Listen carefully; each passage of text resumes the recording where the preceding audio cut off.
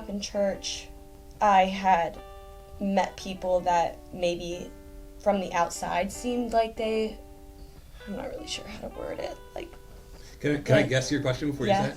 I think that I've kind of asked you this question before. There's messy people in church. There's people in church who are more unhealthy, and then people outside of church who seem like they're like pretty decent folks. And so what gives? Right? Yeah, so like what's the end result for that? Like, it's a great question. It's something I struggled with for a long time, and then I read a book which I'd recommend. I think I've read it 2 or 3 times, but C.S. Lewis has a book called Mere Christianity, which goes through like some basic stuff about Christianity, and it's a little bit philosophical, which I bend towards. So if you're not that person, maybe it's not for you. But he addressed exactly this question in a way that I found really, really, really helpful. Okay, so I'll start by saying this.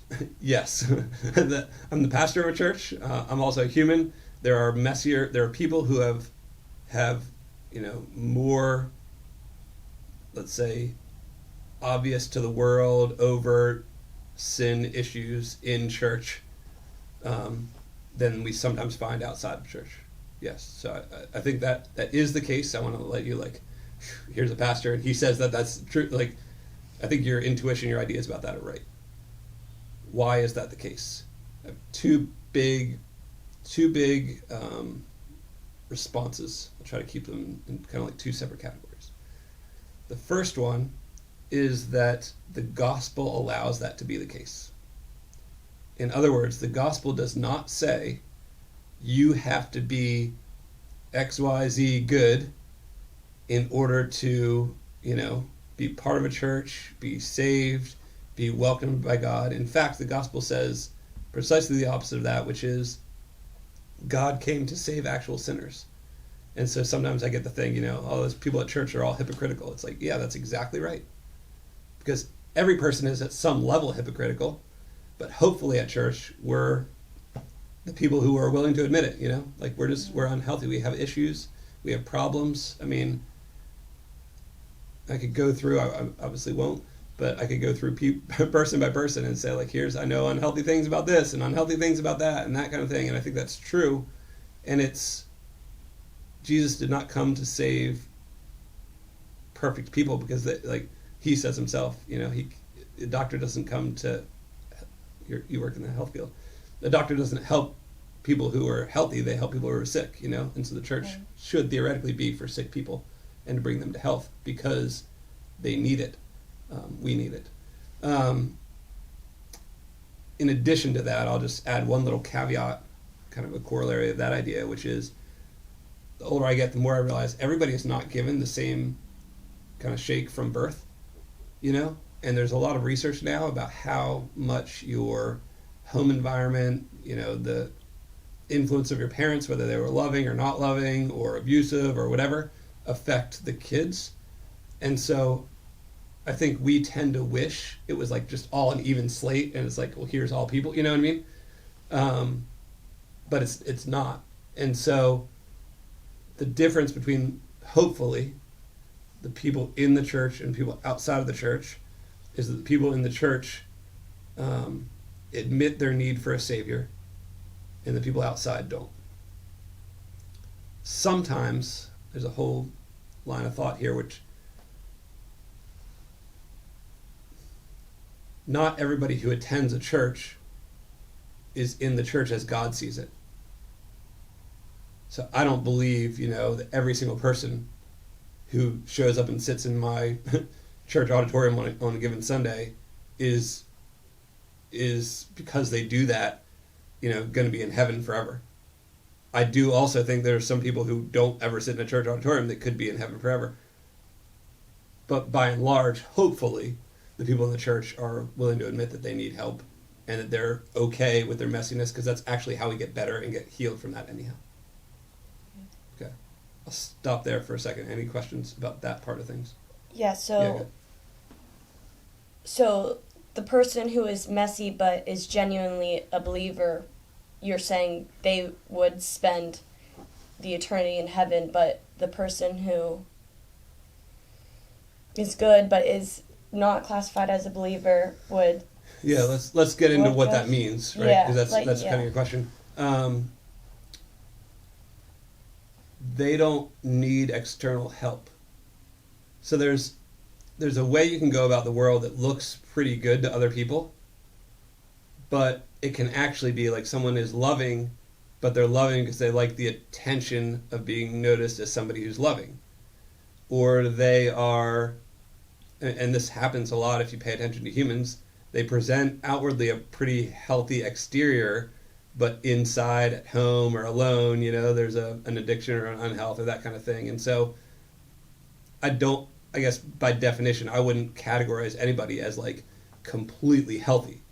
So that means that in order to spend eternity with God, you need to open up your life and say, there are parts of me that are unhealthy, and I need external help from outside of me that I can't do on my own. And that's this idea of like you need what Christ has done to apply to you.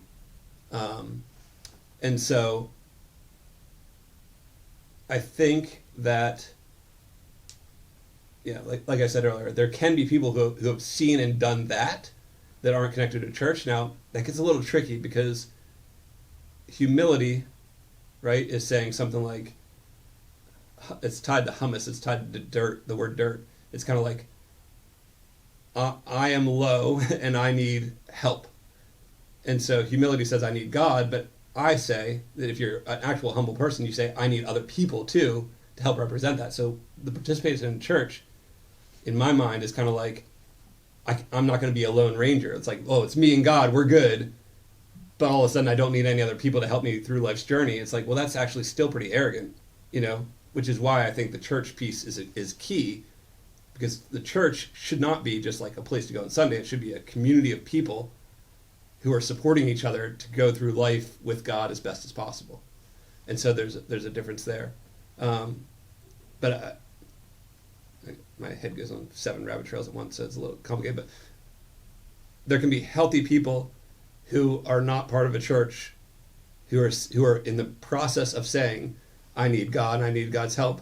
My hope is that they would still end up connected to other Christians in some kind of a church community.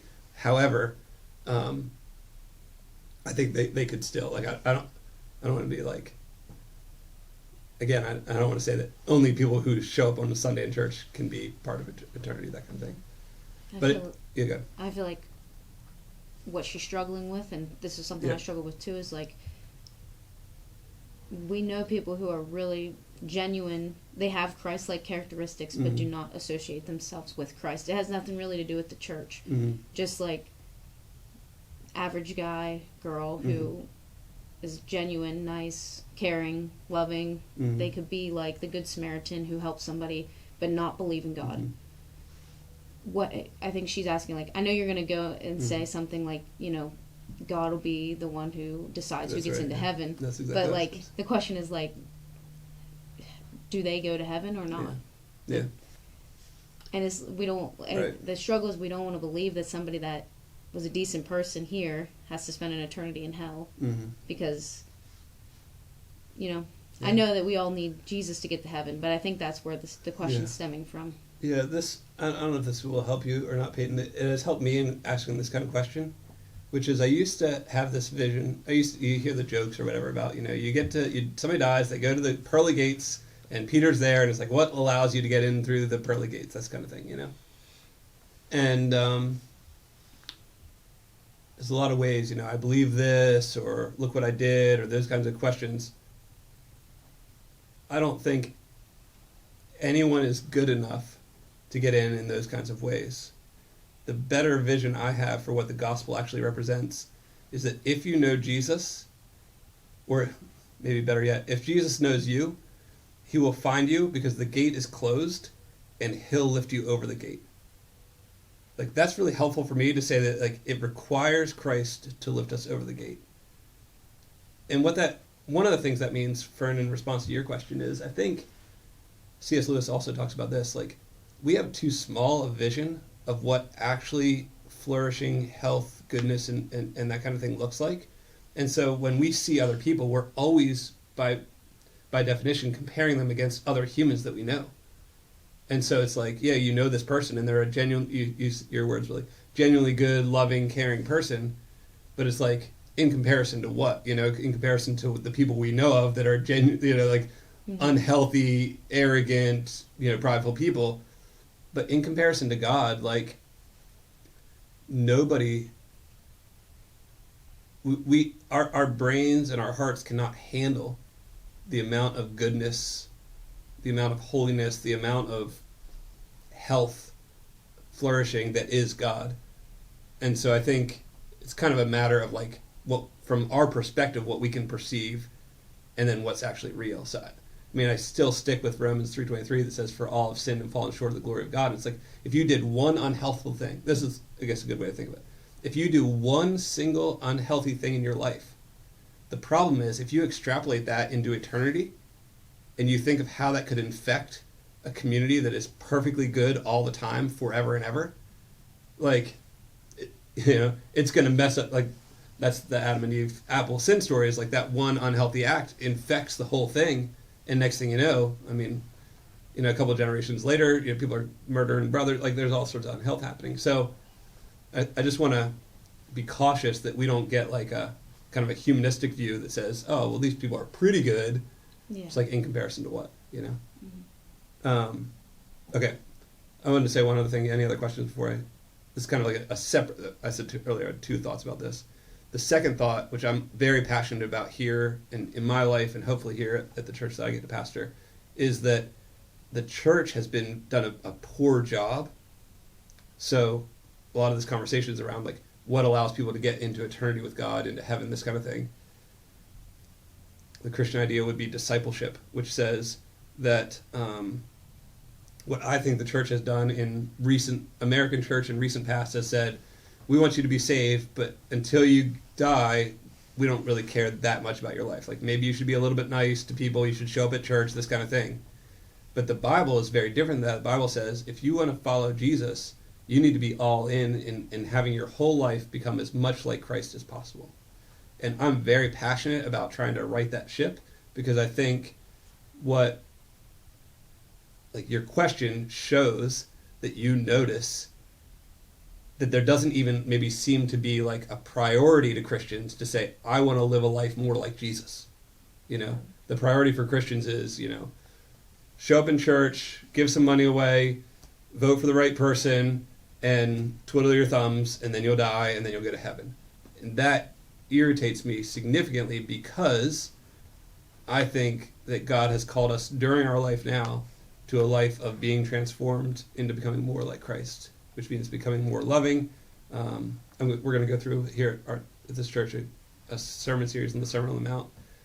One of the funniest things about the Sermon on the Mount is there's a lot of quotes in there, like love your enemies, be good to those who persecute you, like all this stuff that Christians talk about and know these phrases, but nobody actually really tries to do, and put effort into becoming more like Christ. So I wanted to do the first answer first, because I think that's like kind of the root answer, but I also think there's a correction that can happen within the and I think it is happening within the American Christian church, mainly because we don't have cultural power anymore. So nobody's going to go to the church because people feel like there's pressure to.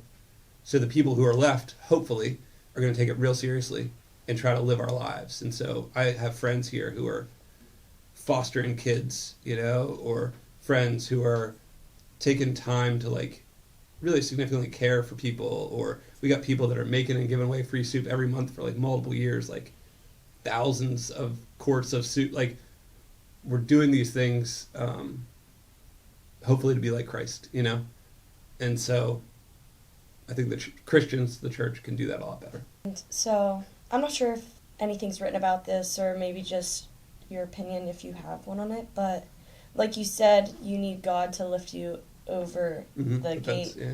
So say you have that good person, that's the non-believer, and correct me if I'm wrong, but we all will meet with God, right? Like that. There'll be a judgment. Like we'll all be kind of put in front of God to see Okay, so what has happened with our lives. Yeah, I thought so. So whenever our time's up, do you think that there's any chance for redemption, or do you think that it's all just set in stone. Like, is there any writing on that? What's up? I said I never thought of that. Yeah. Yeah, it's a great question.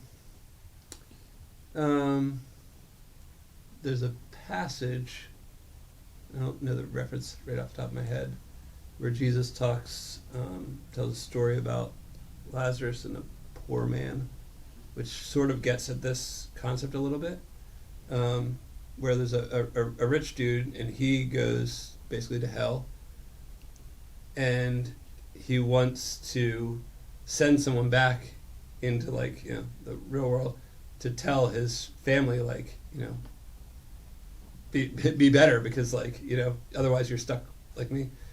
And Jesus says, like, and this also echoed in kind of Romans 1 and this sort of thing, that there are, like, God is communicating to us now, and there is this sense that, like, you have the chance to respond to what God is offering, and to not take that seriously. Like, at some point, we have to live with the consequences of that. And so I don't think there are some, let me say this differently. There are some people, there's a belief called universalism, which says that eventually God is actually going to call everybody there. It just takes time. I don't personally agree with that because of what's written in the book of Revelation and other places. Again, C.S. Lewis has some really helpful things to say on this topic. One of the things he says is something like, I was implying it earlier, this idea that if you're unhealthy, if you want to live without God, if you take that over an infinite eternity, like, you're going to become more and more selfish, more and more, you know, unhealthy, more and more whatever. And so there has to be some version of a consequence. Like, that person cannot live in a space. Here's an interesting thought. It would be hell for a person who does not believe in God to live in the goodness of eternity with God. Like, in other words, they couldn't experience the grace and the goodness of that in a way that would be good. And you probably know this is the case. Like, if you know somebody and it's like they're so oriented around what they earn and what they get based on how good they are, if something happens to them, like someone is kind to them without reason, they, like, have to pay it back. Like, they can't take goodness that's unearned. And I think those people just can't fit in heaven, because heaven is all about unearned goodness. And so I think that's the gospel story, is like, we need to promote this idea of unearned goodness that God wants to lavish on us. And it's kind of like, people that don't want to, they want to say no to that. It's like, I don't know that God, another piece of this is, like, God is a respecter of persons. Like, he gives us the freedom. This is the whole challenge. People say, why is there suffering in the world? God gives us the freedom to choose to reject God, which is a loving act. Like, if you're in a relationship, like, to give that person the freedom to stay or go, like, that's loving, you know? And God shows that love to us at the risk of us hurting him and others. But I think that's all part of God still being good. So that's kind of a roundabout response, but I wish I would have written down exactly what I saw, but I think it was something along the lines of, in order to love God, you need to fear God, or something like that. I think Fern has asked a similar question. Was it you or somebody else? Me and Brody M, I think, have asked that question. Yeah. But just maybe some advice on that, like, yeah. I don't know how to fear. The Bible talks about fearing God a lot. And I think, again, we bring our culture into that question, and we think fear means that someone's out to abuse or mistreat us. What the Bible intends when it says to fear God is to put God at the top of the priority list in your life. In other words, be first and foremost concerned with how God sees you before you're concerned with other people or work or other things like that. And so I think a really, really great example of this is, I'll just parallel marriage versus this fear God thing. So this is something I talk about in a lot of premarital counseling. If you don't fear God, a lot of couples, they will put the pressure on their spouse to be their savior. In other words, this is the person, you see this in weddings and all this stuff, this is finally I'm going to live happily ever after, this person's going to make me happy, it's going to be great, it's going to be all. It doesn't happen, which is why the divorce rate is like over 50%, because you cannot put that much pressure on a human to make you happy, right? Or conversely, people fear their spouse, not in the way of, hopefully not in the way of like, abuse and that kind of stuff, but fear like, what if they don't love me? What if they reject me? What if they, cheat on me? Like, what if they, those kinds of questions. If, however, you put God at the top of that order, because God is all powerful, all knowing, all good, that's a right order of things. And what that means is, if God is at the top, then God can satisfy you, and God can tell you how to order your life rightly, so that your marriage can go under God, so that you have something to give to your marriage, so that you can focus on caring for that person, you can focus on what you have to offer, not putting the pressure of that on the spouse. And so fear God means order your life in response to God. Order your life to say, the most, out of all the potential things that could help me figure out how to navigate through life, what if the most important one is the creator and redeemer of this world? And if I do that, then maybe my life will flourish or work as best as it was intended to do.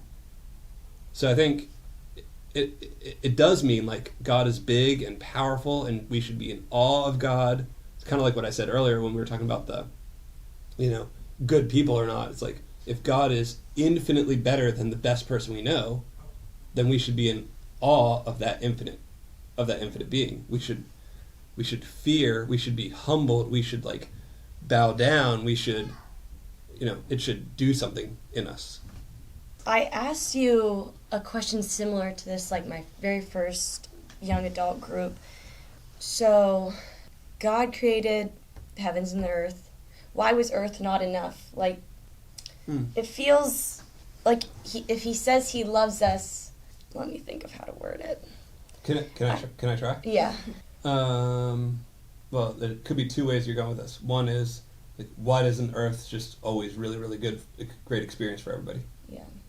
Yeah, and you had told me something along the lines, God is a jealous God, and I just seemed like, why wasn't it enough for him to just see us enjoying and living our lives, let alone having to devote our whole life on Earth to have...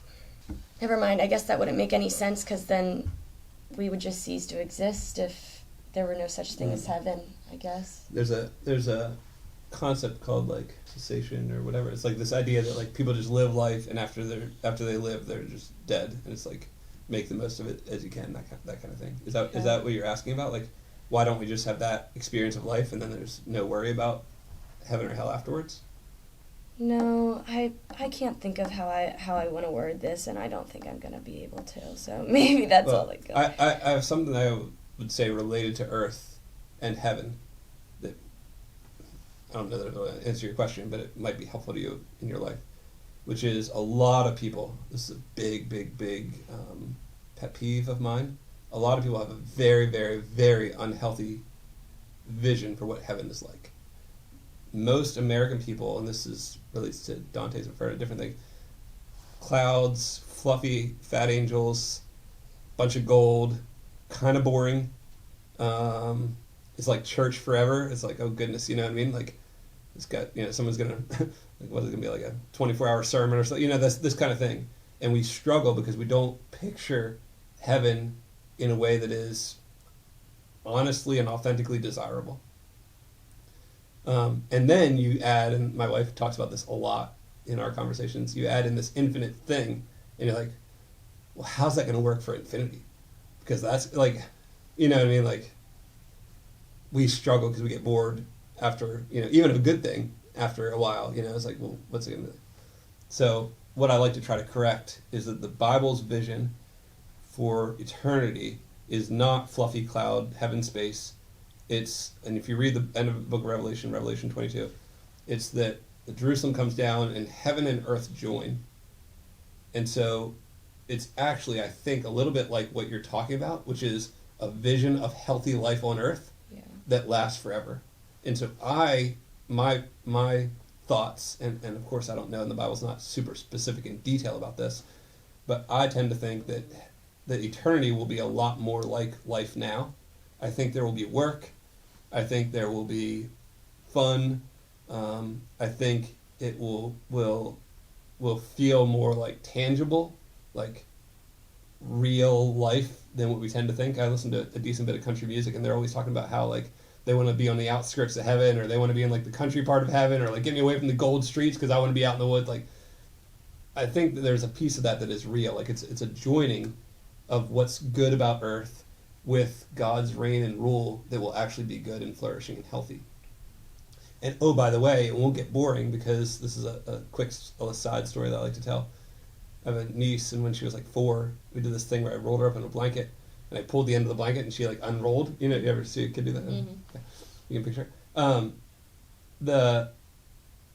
It struck me that no matter how many times I did it, she always wanted to do it more. And I think that's because she could handle that much joy in a way that I could, as an adult, couldn't. Like, I got bored with fun. Kids don't generally get bored with fun.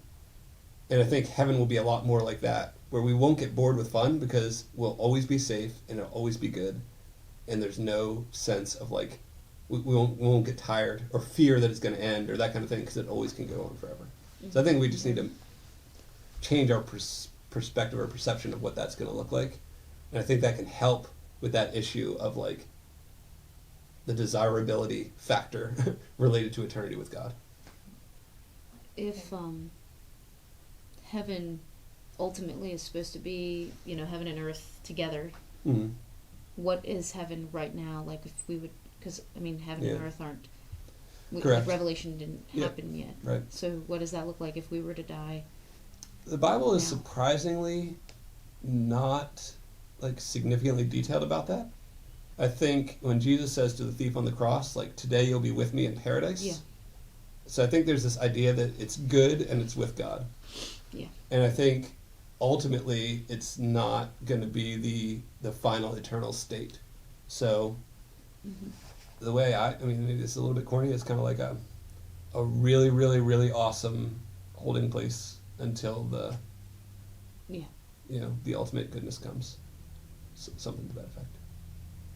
Yeah, that's a good question. There's a book, I recommend a lot of books. There's a book called Heaven by Randy Alcorn. There's also one for kids, so if you're like, oh, I don't like to read a lot, like, you do the kids version. Mm-hmm. Or there's a bunch of stuff online by Randy Alcorn. He's kind of a really good theological expert on heaven stuff, who helps to paint a much healthier picture than what a lot of Americans, a lot of people in the world probably, have about this kind of like what happens at the end. If you read that kind of stuff, I feel like you get really excited about it instead of just like, okay, I guess that's supposed to be good, but I don't honestly feel that excited about it, but I heard that it's good, or that kind of deal. You know, I know I should think it's good, or that. Good. Yeah.